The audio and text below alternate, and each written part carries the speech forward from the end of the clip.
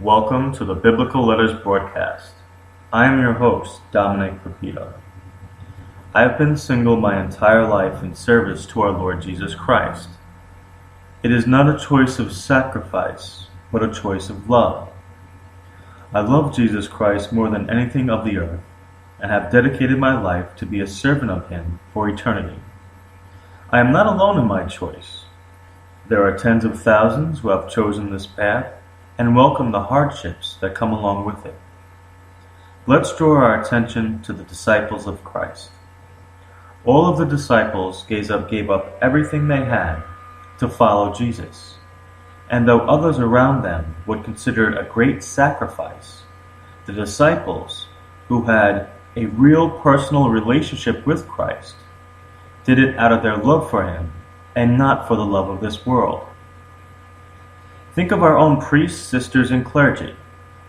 Still, those in today's society who are so bound to this world and its false pleasures think, what a sacrifice to give up all the experience of this world. But once again, those who serve Christ do not think of it as leaving the false pleasures of this world like that at all. Their eye is fixed on Christ's personal promise of salvation and increasing their personal relationship with Jesus Christ in order to experience His unending river of love and grace, which has flowed since the beginning of time. It's like a spiritual fasting, but not taking in all the sweet things this world has to offer, which is temporary. You instead cleanse yourself to achieve the healing graces of Christ.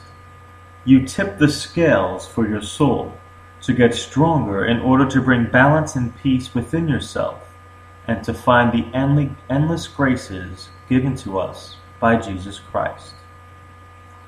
Though this choice is truly for the love for Christ, society has its way of making this choice so much harder on those souls whose untouched innocence is made to bear the pressures of society's own socially acceptable burden.